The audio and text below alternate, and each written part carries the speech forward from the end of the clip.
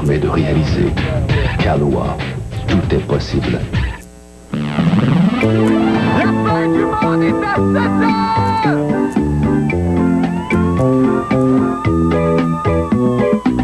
La fin du monde est à 7 heures, annonçait le téléviseur. La fin du monde est à 7 heures. Avant d'aller voir les amis, il faudra leur téléphoner. Il y a un temps pour chaque chose, la vie, elle, ce n'est pas rose. La fin du monde est à 7 heures. Nous sommes 3 heures après la fin du Le ciel s'est monde. enfin mis d'accord, éliminons de l'univers la race humaine par la mort. La parole est à Jupiter, envoyons donc un météore sur cet engin que j'aborde, sauf sur Gertrude que j'adore. Mercredi 17 novembre 1999, spécial place. Scandale, les places de stationnement réservées aux membres du corps diplomatique sont toujours inoccupées.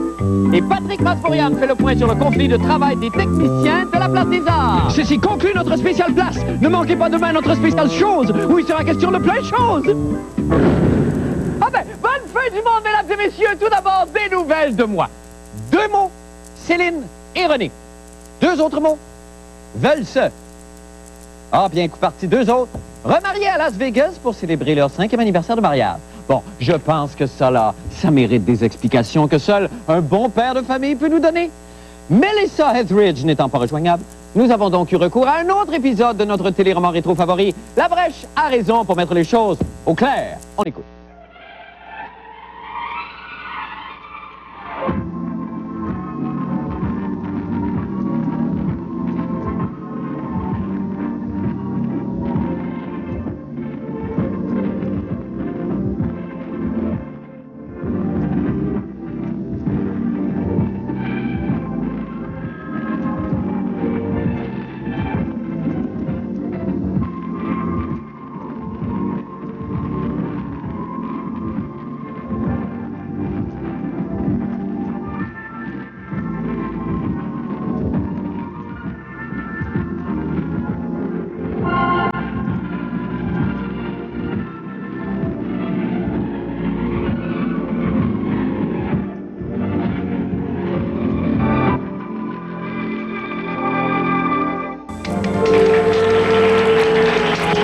Bonsoir Margaret. Bonsoir, Marc. Salut cowboy. Regarde, papa, Oui? je viens de ligaturer le grand chef indien Kitty. Mais non, pas ligaturer, ligoter. Non, chérie, ligaturé. Je suis arrivée trop tard. Ah, brave Kitty, elle est maintenant condamnée à une vie de stérilité et de solitude. Oui. Alors, qu'est-ce que tu nous as préparé pour dîner? Ah, je suis désolée, chérie. Je n'ai pas eu le temps de faire la cuisine. Alors ce soir, nous mangeons des petits dîners. Chérie, tu me connais mal. Tu sais bien que c'est mercredi. Et le mercredi, c'est... La poule au pot. Et alors, Margaret, comment s'est passée ta journée? Ah, tu sais bien, chérie, que ça n'a pas d'importance. Ah, c'est vrai, j'avais oublié. Pardonne-moi, mon amour. Tu ne remarques rien de spécial? Attends, laisse-moi deviner. Ah, toi, tu as payé la dîme. Oui, c'est vrai, je n'ai pas pu me retenir, mais ce n'est pas ça. Et c'est autre chose. Oh non, non, non, je t'en prie, Margaret, je déteste les jeux de hasard. Allez, je donne ma langue au chat. Bon, très bien. Alors, Marc, moi aussi, je veux me remarier à Las Vegas, comme René et Céline. Viens ici, Margaret, je vais tout expliquer, mais d'abord, serre-moi un de tes fameux martinis. Oui, bien sûr. Voilà. Merci. Vois-tu, toute cette histoire de remariage n'est qu'une vaste manœuvre de marketing.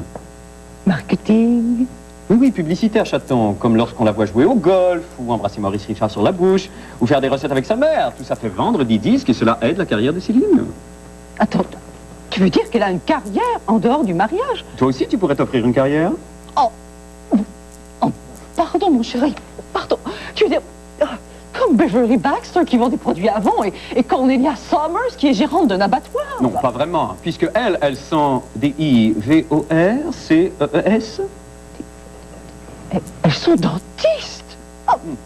Non, maman. Divorcée. Bud, Va vite chercher une savonnette que je te lave la langue.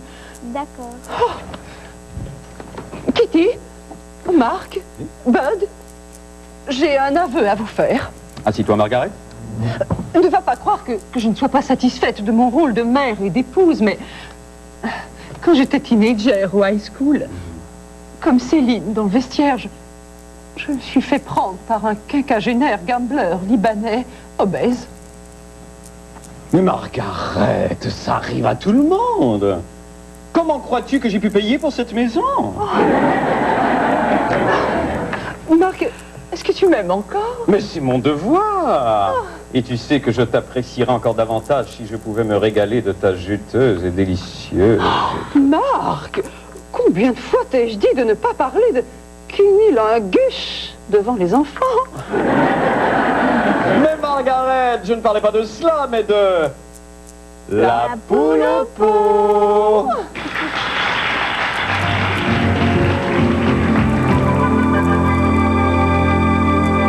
Maintenant pour les nouvelles de la fin du monde. Alors, j'ai écouté hier soir un super bon programme. Ça s'appelle Joanna McPark.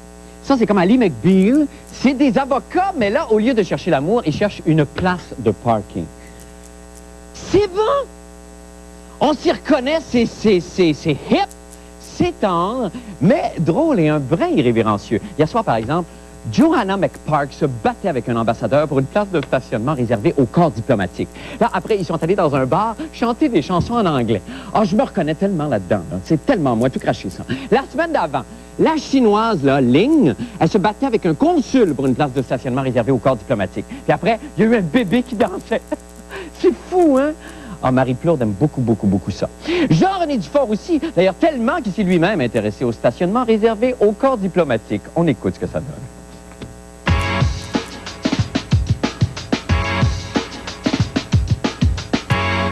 Bonjour. Montréal compte plusieurs stationnements réservés au corps diplomatique. Le saviez-vous?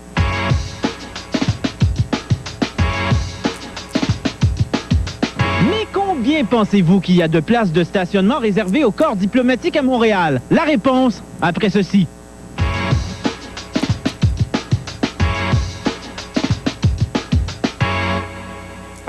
Si je me souviens bien, c'est un petit peu moins de 100 places.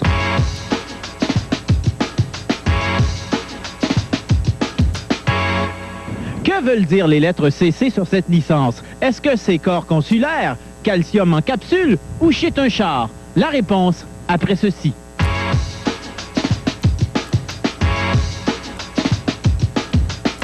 Une plaque qui commence par CC, qui veut dire corps consulaire, il y a le droit d'aller là. Une plaque qui commence par CD, corps diplomatique, il y a le droit d'aller là.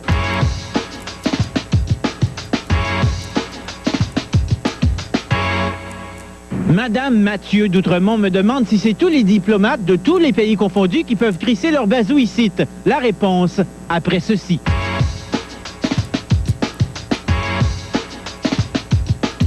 Mais si un représentant d'un autre pays qui a la même plaque, qui commence par les mêmes lettres, va s'installer là, nous, il n'y a plus rien qu'on peut faire. C'est entre eux qui doivent régler ça.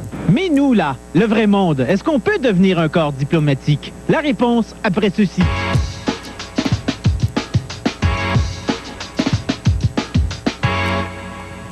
Oui, c'est possible. En fait...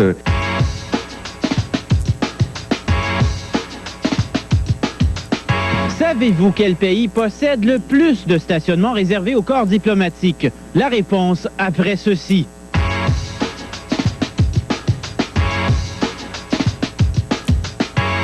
Eh bien, c'est le consulat de Russie qui en compte le plus avec 6 permis de stationnement, tout ça.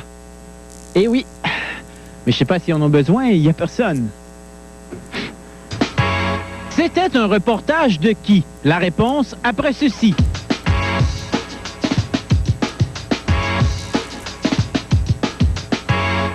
Un reportage de Jean-René Dufort. À la prochaine. C'est très drôle!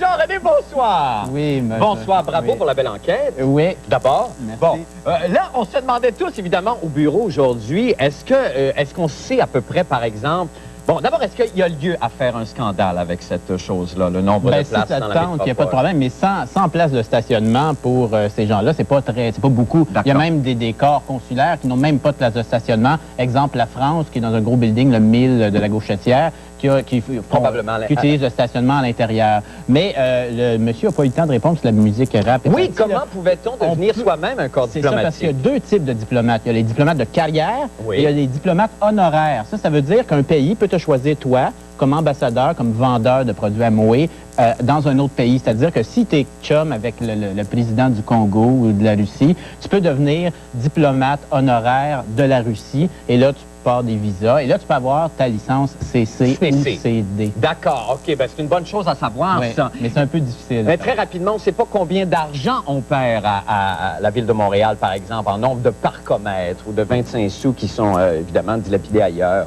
Ben, on perd de l'argent peut-être, mais c'est quand même des services parce que Montréal, il faut que Montréal soit sympathique. Alors, finalement, il n'y a aucun problème là-dedans, tout va bien. Mais non, mais si on leur passe pas des places de stationnement, que nous autres, en Russie, à Moscou, ils nous en passeront pas non plus. Ah, OK, C'est on de peut même le voir ça marche, comme la ça. diplomatie. Ah, OK, il peut avoir là place à scandale, OK. Ben, merci. On peut leur mettre des parcomètres. Moi, j'ai aucun problème. OK, aucun problème. Finalement, il n'y a aucun problème avec quoi que ce soit. Merci infiniment, Jean-René. Nous allons faire une pause et nous revenons avec d'autres nouvelles.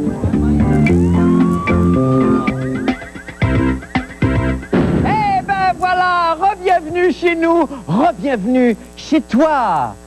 Mais qu'est-ce que je vois là, moi? Qu'est-ce que c'est ça? Je tire dessus. Oh! C'est notre ami le bug! Ah, ah! Que de fantaisie! Salut Bog, comment vas-tu? Oh! Qu'il a de longs membres! Ça va bien Bog. Allez maintenant, il faut que je présente un topo. Mais tu peux rester si tu veux. Reste avec nous. Oui, copain, toi et copain là-bas. Bon, ça va très très mal à la Place des Arts. Hein. Bon, on le sait, les techniciens sont en grève. Tu le savais, toi, Bog? Ce sont des cadres qui les remplaçaient. Et là, depuis que les administrateurs de la Place des Arts ont décidé jeudi dernier de ne plus fournir aux producteurs de spectacles le support technique, eh ben tout fout le camp, Bog! J'ai avec moi d'ailleurs un extrait de la pièce Le mari idéal, présentée à la compagnie Jean Duceppe, qui se produit à la Place des Arts, où l'on voit le merveilleux comédien Yves Jacques incarner le personnage principal avec tout le brio qu'on lui connaît, et en plus, assumer les fonctions de bruiteur. On regarde ça et je vous laisse juge. Je suis très choqué présentement, et d'ailleurs, je vais vous le prouver par l'entremise de quelques bruits et de quelques cris.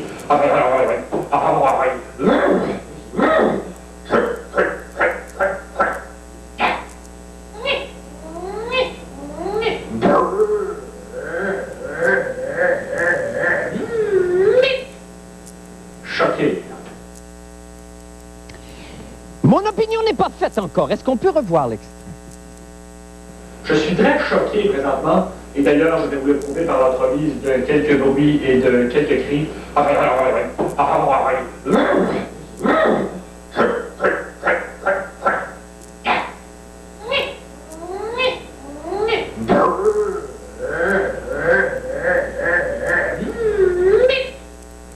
Choqué. Sincèrement, là, pour la première fois de ma vie, je n'ai plus de mots. Toi, Puck? Regardons le reportage de Patrick Masbourian sur le conflit de travail à la Place des Arts, le temps que je retrouve la parole. Depuis quelques mois, on entend toutes sortes de choses concernant le conflit qui oppose la Place des Arts à ses techniciens, membres du syndicat IATSE, un syndicat affilié à la FTQ. Encore une fois, il aura fallu attendre l'intervention de la courageuse équipe de La Fin du Monde est à 7 heures pour dire la vérité. Rien que la vérité, toute la vérité. Son développement moteur a été inversement proportionnel à son développement physique. J'étais avec Yvon, je ne sais pas combien de fois j'étais à la Place des Arts avant, pendant, après le spectacle. Ces gens-là, en général, jouent aux cartes. Tout le monde pointe dans mon bout, tout le monde m'accuse de choses et d'autres. C'est bien beau la livraison de fertilisants organiques à ma porte, là, mais ça en prend deux pour signer un contrat, puis c'est eux autres qui l'ont signé le contrat. Fait que faites donc un double voyage. Il coûte très cher, puis on a besoin d'engager trop de personnel pour rien. Et puis, sont gentils, par exemple. Ils sont très, très gentils. D'ailleurs, même, je pense que j'ai joué aux cartes avec eux autres pas mal souvent. Dans le cadre d'une convention collective qui était existante et qui avait été négociée il y a longtemps et à une certaine époque où le syndicalisme, où en fait les conventions collectives pouvaient être assez généreuses, il est évident qu'il y a certaines choses qui ont été négociées qui rendaient la vie plus complexe pour les compagnies résidentes, entre autres. Ouais, excuse-moi, là. Pourquoi tu me dis ça à moi? Moi, je la signe avec Place des Arts. Puis la personne avec qui tu signes un contrat, c'est la Place des Arts. Fais tes revendications à la Place des Arts, mon chou. Il répond pas, il grogne. Il mange puis il grogne, c'est tout ce qu'il sait faire. La démonstration qui a été faite par Place des Arts est à l'effet qu'il serait possible d'économiser en utilisant d'autres techniciens. Ils coûtent très cher, beaucoup plus cher que tous les autres techniciens qui travaillent avec, qui sont affiliés avec d'autres syndicats. Non. Non, non. On a une convention qui spécifie des planchers d'emploi, que les deux parties se sont entendues. Il y a des conditions salariales, il y a des avantages marginaux. Il n'y a pas ça ailleurs dans d'autres sociétés. Les vacances, c'est 8 %, c'est comme n'importe qui. Et on est de retour avec Patrick Masbourian. Patrick, bonsoir. Bonsoir, Marc. Vous avez ça, vous, 8 % de vacances? Non, on n'a pas ça. Mais là, c'est ça, je me demandais, comment se fait-il qu'il y a une si grande différence? Pouvez-vous nous expliquer entre les techniciens de l'IATSE de la Place des Arts et les techniciens qui travaillent dans d'autres théâtres comme ça et qu'on avait l'impression que c'était vraiment le paradis là, pour les techniciens de la Place des Arts jusqu'à récemment? Ben écoutez, c'est une convention, non pas en or, mais en platine. Et ça, je veux dire, la Place des Arts a été complice là-dedans. Ça s'est négocié, quoi, au fil des 30-35 ans de relations. Et effectivement, plusieurs compagnies, si vous voulez, vivent avec ça aujourd'hui, avec cette problématique-là, d'avoir des conventions qui ne correspondent plus à la réalité du milieu dans lequel elles œuvrent. Okay. Donc ça c'est une chose. Ce qu'il faudrait dire rapidement, c'est que la Place des Arts, même si on se pose beaucoup la question, est-ce que son geste est légal? Le problème, c'est qu'il y a un manque d'éthique flagrant là, dans ce geste-là. Oui. Et j'ai malheureusement pas le temps de vous lire un extrait du communiqué, mais la Place des Arts se doit de s'asseoir et de négocier. Et elle ne s'en cache pas du tout qu'elle veut tout simplement se débarrasser de ce service-là parce qu'elle veut se débarrasser d'un boulet qui est cette convention très généreuse, effectivement. Bon, ben, et ça, c'est de la mauvaise foi d'une certaine façon. On pourrait en juger ainsi. Façon, là, elle doit s'asseoir et discuter avec les membres de IATSE, malgré les reproches qu'on peut leur faire. Yes. Merci beaucoup, Patrick. Oui, c'est ça, on va se laisser là-dessus. Merci, Patrick. Nous allons faire une petite pause et nous revenons avec les sports. Restez avec nous. La fin du monde est à 7 heures. Plongeons maintenant dans le merveilleux monde du sport avec Paul Oud. Paul, bonsoir. Bonsoir, Paul. Vous me voyez un peu énervé, hein? Je vous vois très tendu, Paul, oui, mais dans le bon sais. sens. Parce que demain, c'est notre plus important rassemblement populaire de l'histoire de la fin du monde. Ben, je sais bien. On se réunit au Stade des Alouettes, au stade de Percival Molson. J'attends entre 8 000 et 10 000 téléspectateurs on et a téléspectatrices. basculé de l'autre côté du cerveau, Paul. Et je crois qu'on peut le faire. La maladie est remontée. Les Alouettes ont besoin de nous pour battre les Tiger Cats de Hamilton et passer à la Coupe Grey dimanche. Bravo. Donc, 17h45, stade Percival Molson, je vous attends demain. Nous aurons une chorégraphie spéciale, d'ailleurs, que je vais moi-même animer en tant que meneur de claque. Ah, c'est magnifique. J'ai très hâte de voir ça. Parlons maintenant de ce merveilleux travail qu'on vous a demandé de faire, enfin que la presse canadienne vous a demandé de faire.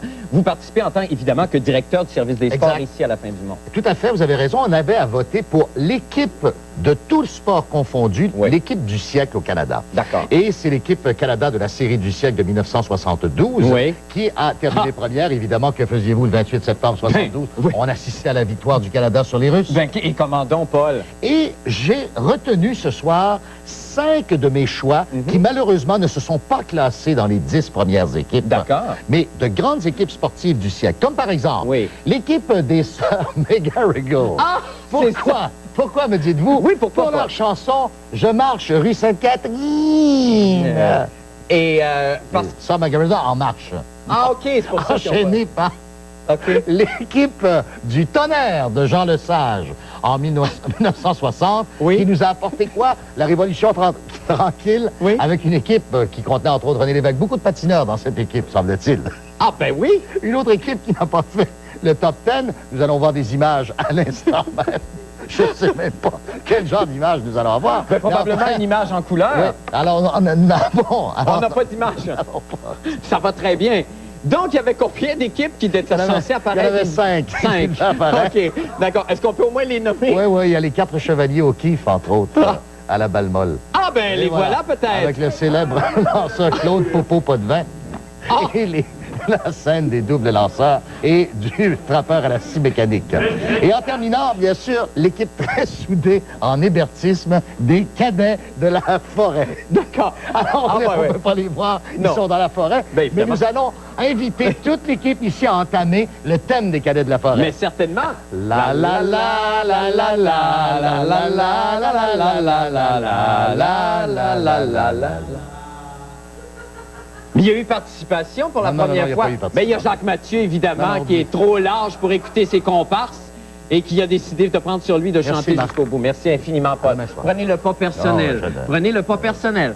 Bon, Seigneur, la bisbille. Nous allons faire une petite pause et nous revenons avec le mot de la fin et la météo. Je vous en prie, restez avec nous. Et puis c'est lui, c'est le moment de jeter un coup d'œil maintenant au temps qu'il fera avec notre météorologue amateur de la semaine, le poète Claude Péloquin. Claude, bonsoir. Salut, mon grand. Alors, Claude, d'abord, on pourrait commencer avec la météo tout de suite. Ben, il fait toujours 31. Il fait toujours 31. Le volcan du Mont-Royal gronde. Ah. Il y a un anticyclone de kilopascal en dépression qui va nous amener un nuage de matière brune venant d'on ne sait où. Ah, et demain, je vais vous expliquer c'est quoi la météo condom.